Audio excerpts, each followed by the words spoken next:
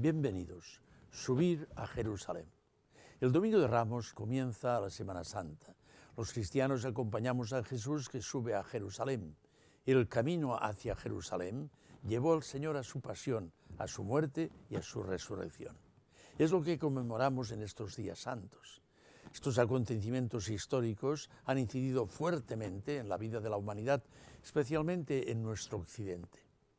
Jesús hizo este camino hacia Jerusalén acompañado de sus discípulos y mientras caminaban, ya desde muy lejos, iba explicándoles en qué consistía ir a aquella ciudad santa.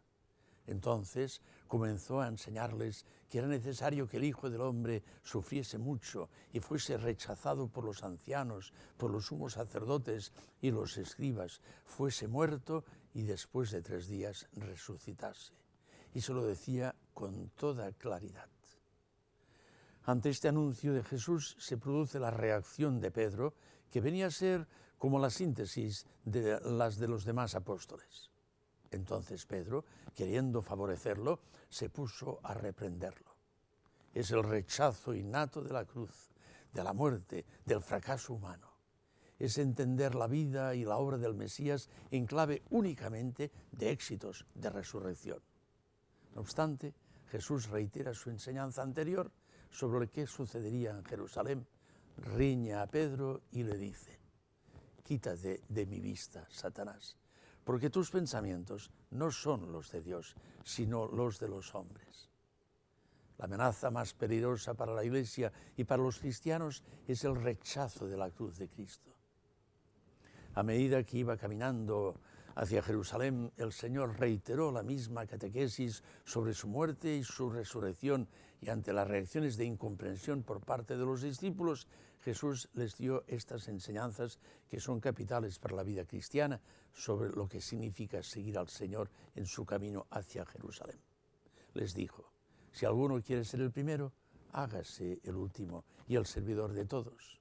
Y también: el que quiera ser grande entre vosotros será vuestro servidor, y el que quiera ser el primero entre vosotros será el esclavo de todos, como el Hijo del Hombre, que no ha venido a ser servido, sino a servir y a dar la vida en rescate por una multitud.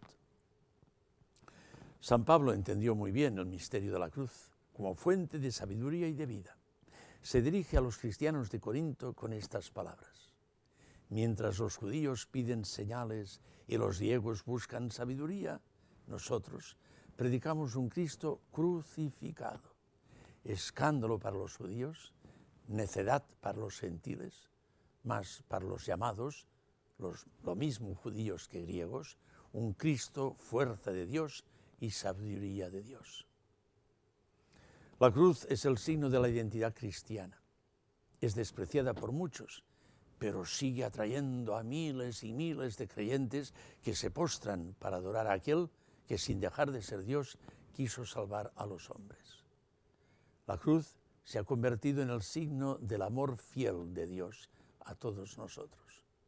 El camino hacia Jerusalén llevó hasta el Calvario. En la cruz del Calvario, el dolor y la muerte se abrazan como el amor y la vida. Quien en el mundo no ha sufrido nunca, no sabe lo que significa amar. Hay una simbiosis profunda e íntima entre dolor y amor. La cruz de Cristo nos permite entender el verdadero sentido del dolor y del sufrimiento que acompaña la vida de los hombres y de las mujeres.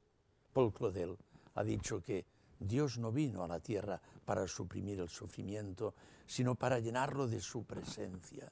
Una presencia que sorprendentemente es amor infinito. Ante el misterio del mal y del sufrimiento, la contemplación de Jesucristo clavado en la cruz nos da luz para poder entender con paz y profundidad este penetrante misterio presente en toda persona humana. Sin embargo, el camino hacia Jerusalén no acabó en el Calvario.